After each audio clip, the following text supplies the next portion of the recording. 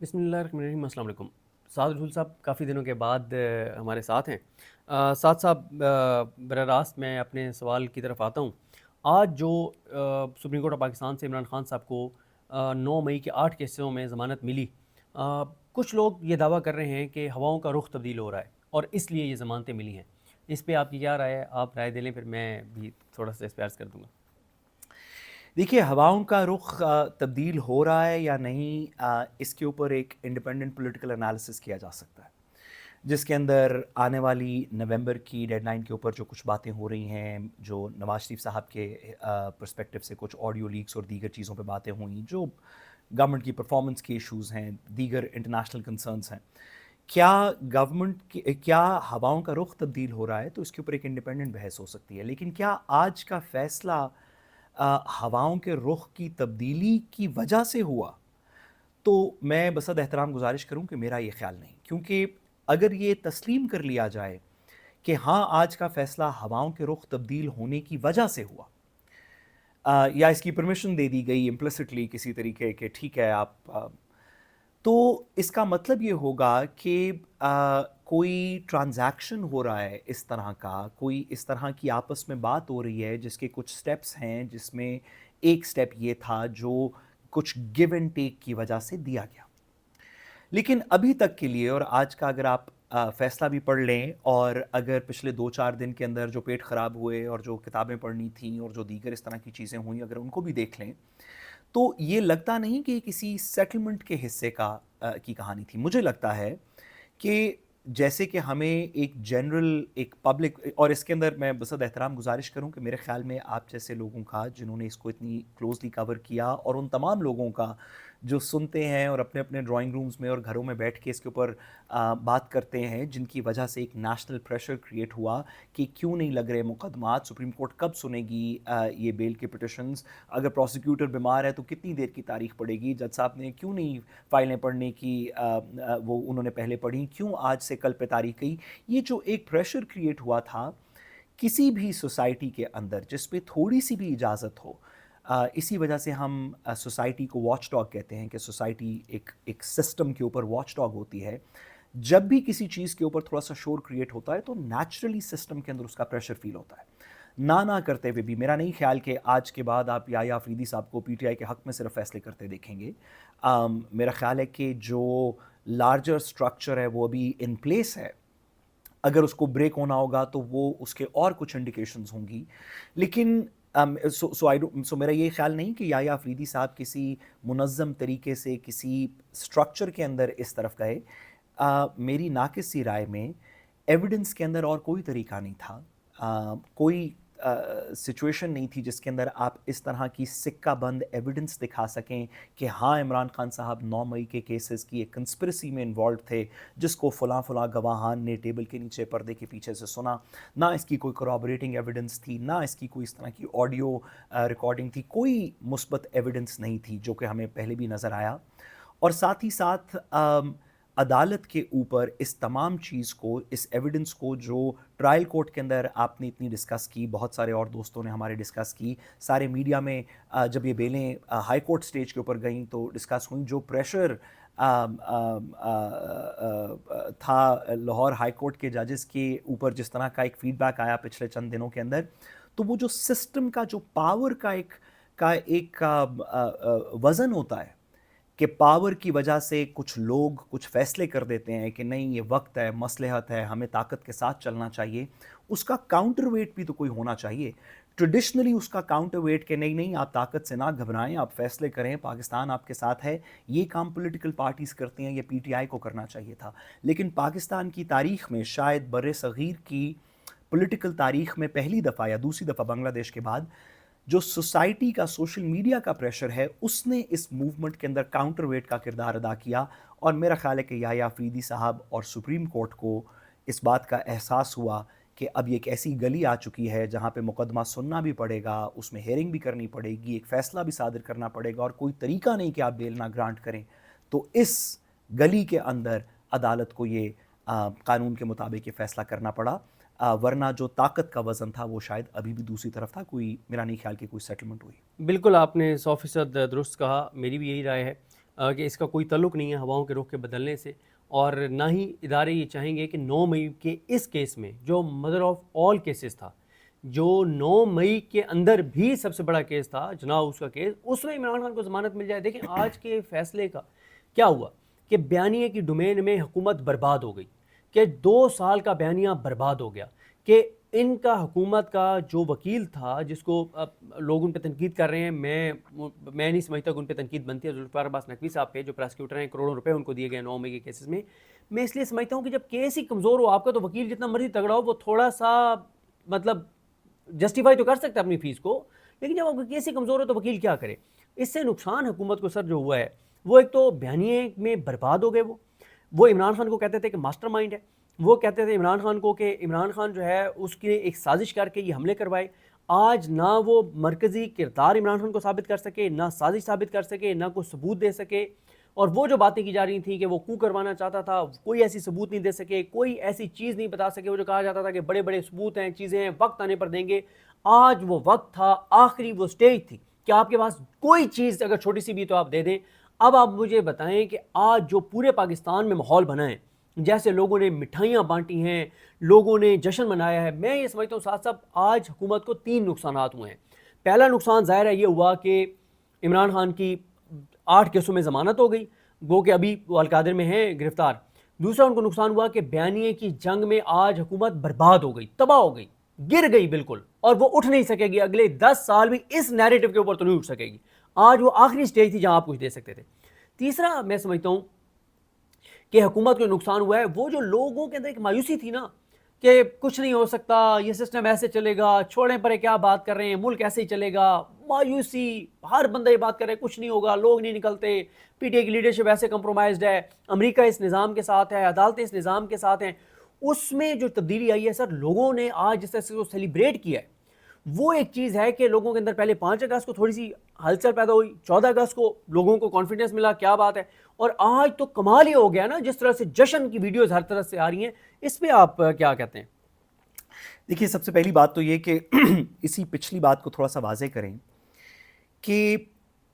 ہم اس کنکلوژن پہ نہیں پہنچ سکتے، نہ پہنچنا چاہیے، کیونکہ وہ شیر آیا والی بات ہے۔ آپ اتنی دفعہ ہم بہت کیئرفلی اس کنکلوژن پہ نہیں پہنچ سکتے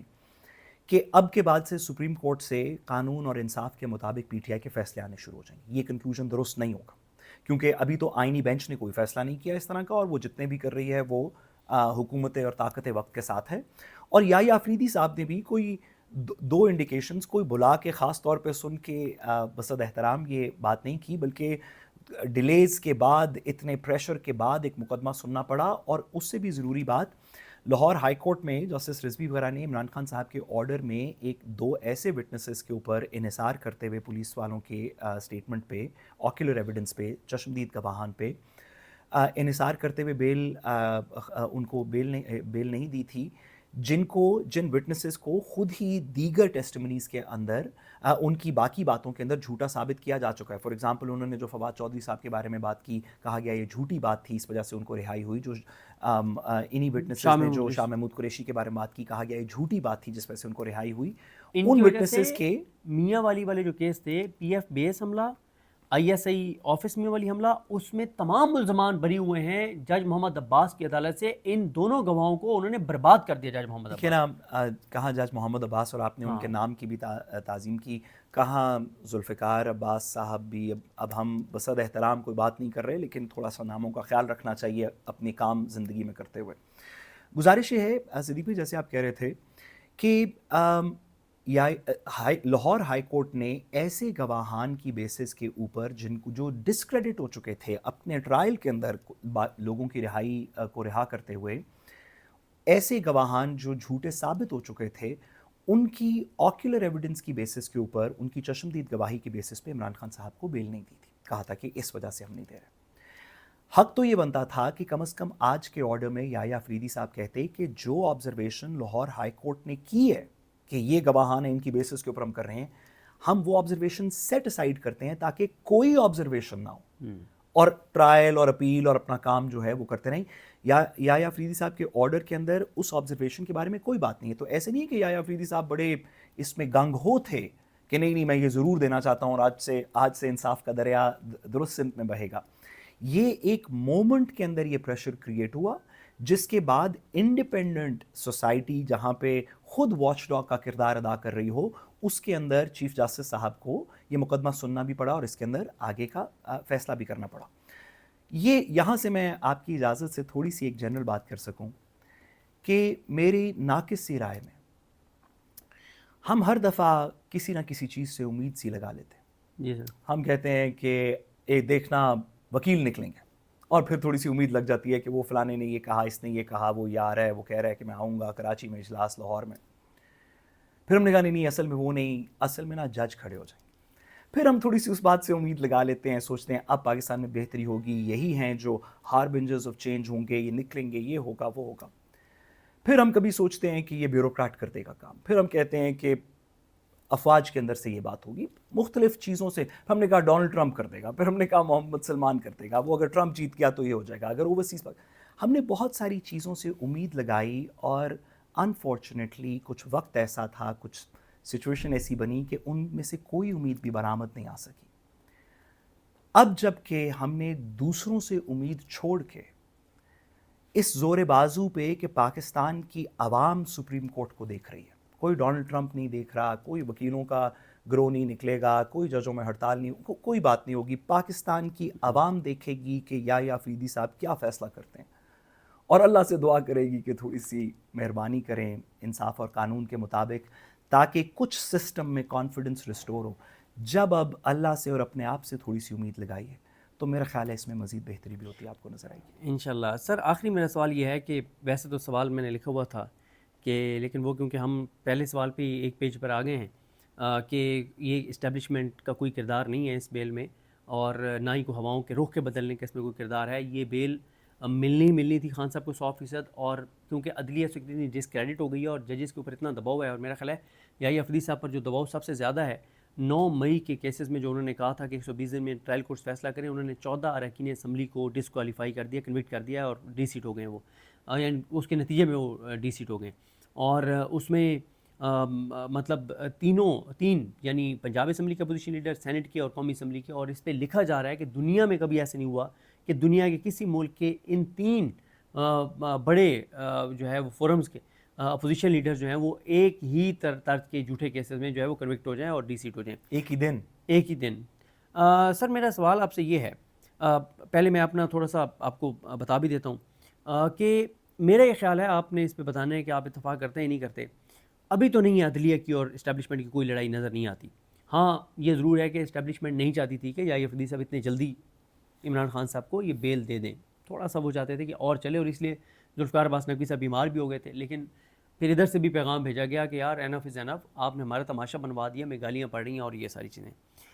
لیکن آج جو سلمان صفدر صاحب کی ملاقات چیمبر میں ہوئی ہے چیف جسٹس پاکستان سے, اس میں 2-3 چیزیں بہت امپورٹنٹ ہیں. ایک یہ کہ انہوں نے عمران خان صاحب کے ساتھ جیل میں جو کچھ ہو رہا ہے ان کے ساتھ, اور بشریٰ بی بی صاحب کے ساتھ اور بہت زیادتی ہو رہی ہے, اس پہ انہوں نے بات کیا. ایک انہوں نے القادر کیس جو نہیں لگا رہے اپیل ڈوگر صاحب, اس پہ انہوں نے بات کیا. تیسرا انہوں نے بات کی ہے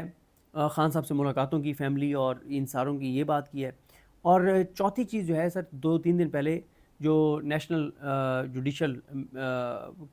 پالیسی کی جو میٹنگ تھی, اس میں جو کہا گیا ہے کہ سزا معطلی کے حوالے سے بھی ڈسکس ہوا ہے.